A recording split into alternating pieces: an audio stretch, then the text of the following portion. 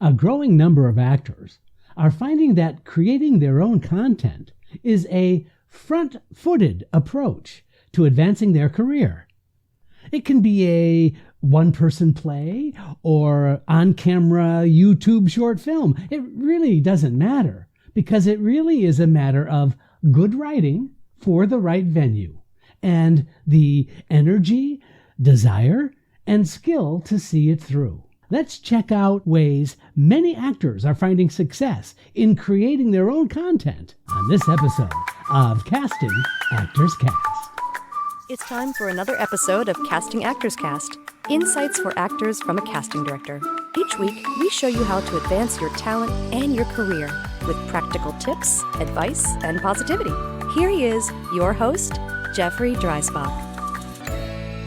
Well, hello and welcome to this episode of Casting Actors Cast. I'm casting partner Jeffrey Dreisbach with the McCorkle Group in New York. How are you? Hope you're having a good day. Welcome to this episode. I think this has been a long time coming. Actually, I've wanted to do this episode for a long time, and today is the day where I get to talk about actors who are working and producing their own content just to keep themselves fresh and moving forward in their career. But first, this is that moment of the podcast where I simply get to say thank you for tuning in to Casting Actors Cast. It's been an absolute pleasure and privilege to bring this information to you.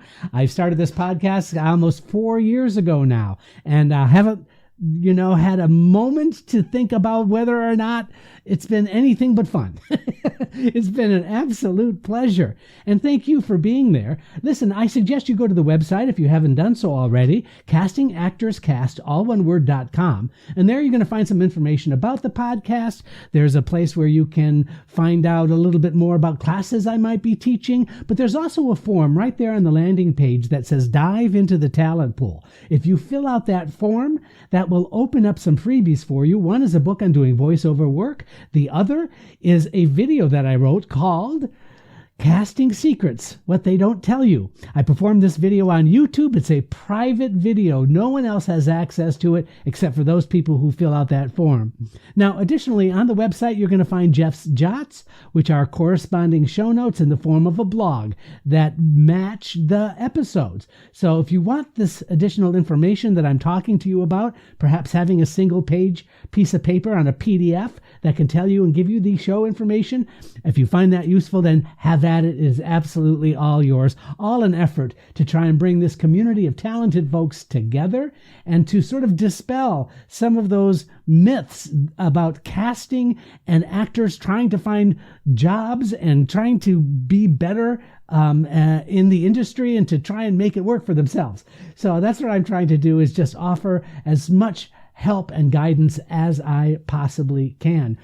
Now, speaking of opportunities, here's one I'd like to share with you, and that is happening on May 25th,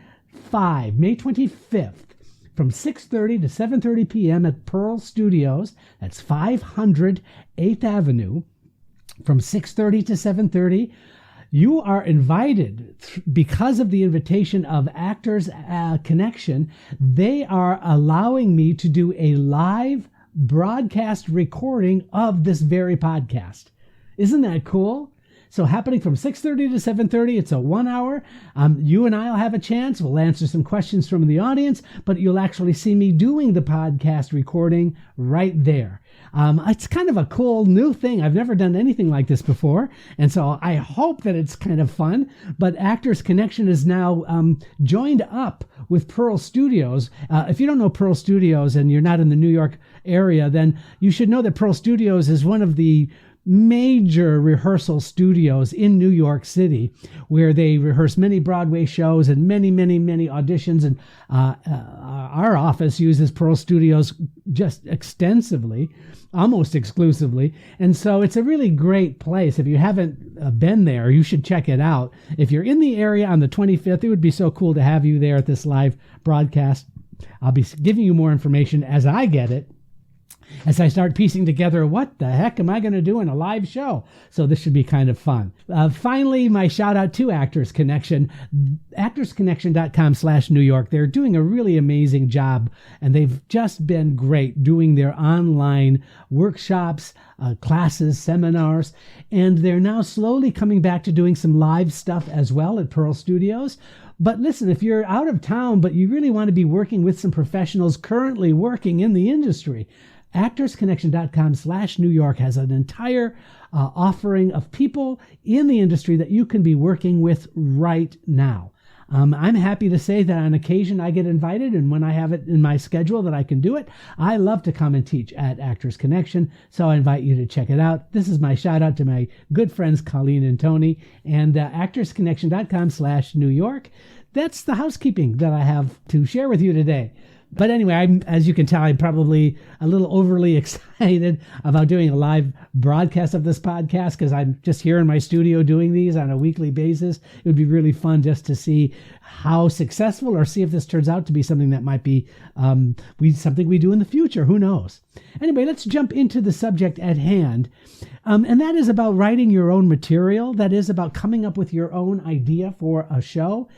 Preparing your own content is such a cool thing that is really in your scope of being able to do. It is not something that you might just kind of speculate about. Because of the technology and because of all of the offerings that are available right now, I think it's really worthwhile to seriously consider putting together some material that is just right for you. Now, it can be in many, many forms. And so the first step, or step number one, is simply finding the right story for you. What is the story that you want to tell? Now, perhaps it would be something along the lines of a historical figure. Maybe it would be a futuristic piece. Maybe it's a character that you've always wanted to play in history. Maybe it's telling the story of your life. Maybe it's a one-person show for the stage. It doesn't matter. The idea is really investigating and taking some time and finding out what would be the best cool story for me to tell. Now, the second thing that you have to do, of course, is figuring out the best medium for your story. Is this something that could be shot as a video series? Is there enough material to put an entire series together? Maybe it's just a short film. Maybe it's a one-person show starring you. So deciding the best medium really goes hand in hand with finding the best story for yourself. So perhaps, like I said, as I used earlier example, is somebody, a historical figure. Maybe you've had an affinity towards somebody. Maybe there's a story out there in your family's history that might be just a really cool story to tell, where you can actually play that family member. So, although it's really fun to think about, don't forget that it's also self-serving. It's also for you to get your performing chops together. It's also for you to have something to focus on, to work toward. That's what is so healthy about doing your own material. Your own story can make an impact on the world, literally. And so your own creative content is something that I encourage all actors to consider. Here's step number 3. Can you write it? Now, you might not think that you're a writer, and that's so fair. Not everybody can write dialogue. Not everybody can write stories. I get it. I understand. But let me just share this with you. First of all, you really don't know that you're not a writer until you try writing, and then you can make that decision. Don't make that decision before you start. Don't make that decision before you put pen to paper. You know what I'm saying? It makes so much sense if you do the research, put some ideas together, make an outline. You know, you've been to school. You know what this is all about. Come up with a way in which the story can be unique and interesting for you. Not only for you to write, but for you to be able to share. Now, if that is daunting, if that feels like, oh my God, that looks like way beyond something I'm capable of, then perhaps you can team up with a writer. Perhaps you have a best friend who loves writing. Perhaps you know somebody who's looking for material to write. Put the word out. Share the request for somebody to help you with this project, because you'll never know who's going to show up, who's going to be there to help you with that. But first, I think the default setting has to be for you to try it first. At the very least, you can take the time to do the research and to put the storyline together. That doesn't mean you have to write the whole thing. But once you have the storyline together, once you have an outline, once you have an idea about the story that's being told and where that story goes, then you can go ahead and team up with a writer. Also know that as you consider putting this together for yourself to determine if you can write it, please do yourself a huge favor. Keep it simple. Please remember that every good story has to have a good beginning, a good middle, and a good end. It has to have a complete through line of those three elements: a beginning, a middle, and an end. Don't start writing just from the beginning if you don't know where it's going to end up. Give yourself a little bit of structure, because that will give it the dramatic impact that could probably make a really excellent story for anybody to want to be a part of.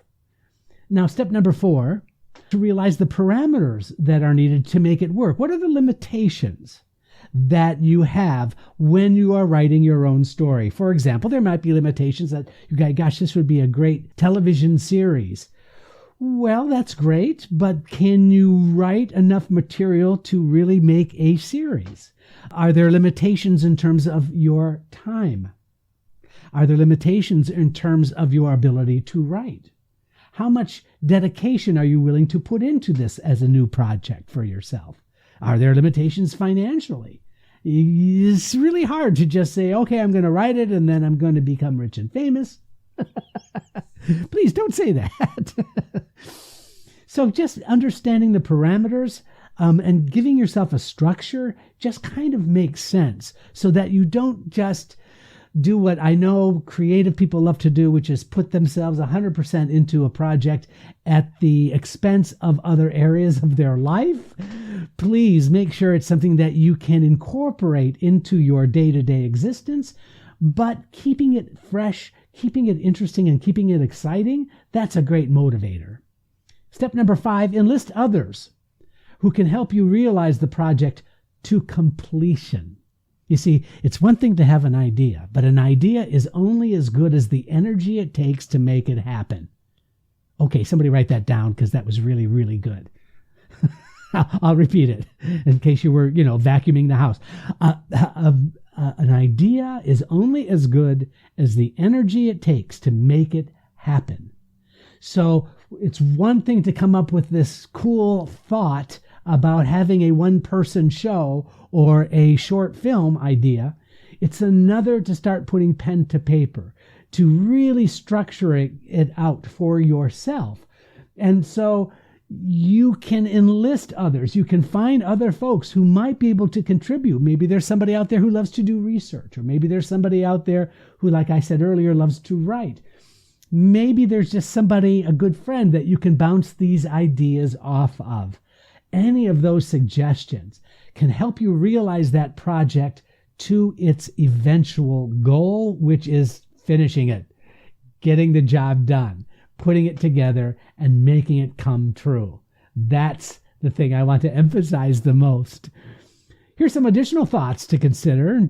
And I did mention in terms of how much time and energy and money are you able to invest in your project. So that's something that I would really want you to spend a little bit of time on in your head. Make sure you understand that taking on something like that, I just don't want you to set yourself up for disappointment. I know this from my own personal life, that I get excited about a personal project, or I get excited about something to do, and I dream about it, and I do the research, and then it just kind of doesn't go the way I hope it does. And so instead of readjusting my goals and having a healthy perspective about what happened, I just decide to discard it completely.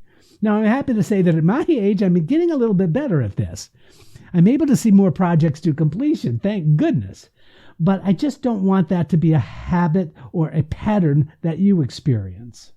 And of course, in terms of money to invest in the project, I kind of think of it this way, that time is money, that an idea is free, but getting it implemented might cost you something. So be aware of whatever that cost factor might be.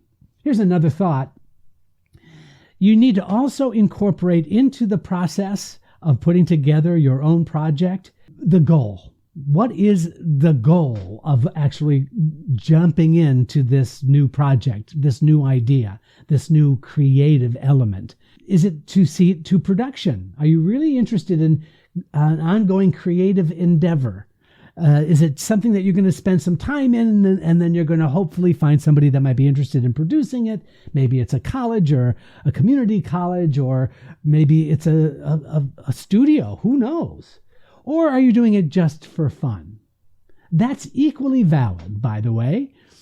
Doing it just for fun, just to keep yourself fresh, just to keep yourself in the game, so to speak, is really healthy. And so there's no reason why you can't get the idea of developing your own project just for the fun of it. But my suggestion is that you make a plan with a deadline. Yes, a deadline.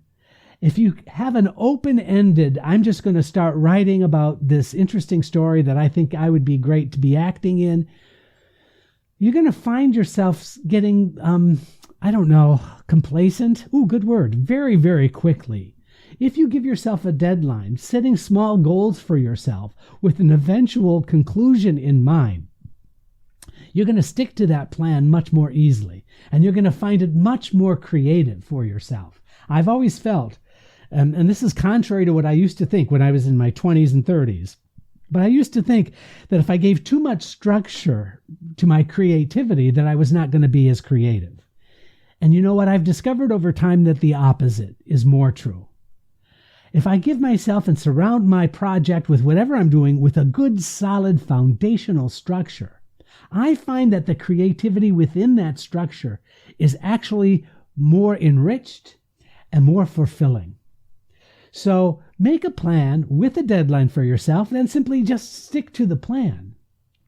Here's another suggestion I'd like to make, and this is only because of my own experience as well as I think about it. It's kind of hard to admit some of these things, you guys, but listen, don't promote your project to the entire universe until you feel you are ready. It's one thing to have an idea and then talk about, I'm writing this one-man show. It's all about the life and times of Buster Keaton. Unless I'm in a place to feel like it is ready for public consumption. Something about being able, it's like, you know what it is? It's like when somebody says, you know what, I just started a diet. And everyone goes, oh, good for you. That's great. You're starting a diet. As if to say that by promoting that you're on a diet, that somehow you're going to continue to feel more reinforced about the diet. When in fact, that's an additional pain down the road if you happen to not be able to follow through. Did you like that moment of silence just there? That sort of might ring true. It certainly rang true for me when I just said it. But please don't promote your project until you feel it's in a place to be promoted. It's important to not consider your project simply busy work, for example. If it's just something that I'm suggesting that you do for the fun of it, or it's just something to do because there's not enough going on in your world and you really are frustrated by your acting experience or lack thereof, this might not be the time to take on another project. On the other hand, if you see the value of starting your own project, of producing your own content, then you're going to feel like you can dedicate the time and the effort that is needed. In other words, what I'm trying to say is don't try to start your project until you have a plan, until you feel ready to be able to see it through. You see, it's important to remember that this is simply a way to stay creative, to stay motivated with your career. And when you can add this new project to your list of accomplishments to this point, then you know what? You're going to find you have found creative, amazing new ways to maintain confidence, to better understand the workings of the industry, and also to move forward with your creativity and not ever, ever feel like you're spinning your wheels or you're stuck. Listen, I hope that this has been helpful for you. Please let me know if you found this useful. I would love to hear from some of you who've started your own project. Let me know what it is. I'm easy to get a hold of, by the way. CastingActorsCast, all one word, @gmail.com. And again, please don't forget to give me a like, a share, a thumbs up. It means the world to me, especially if you go to iTunes, because that's like the big deal for reviews. It would mean everything to me if you got something out of this podcast and are willing to share it. I'm Jeffrey Dreisbach. This is Casting Actors Cast. Your support means the world to us, so please consider sharing, liking, and reviewing this episode wherever you jump in. I'm Megan Grace Martinez. Thanks.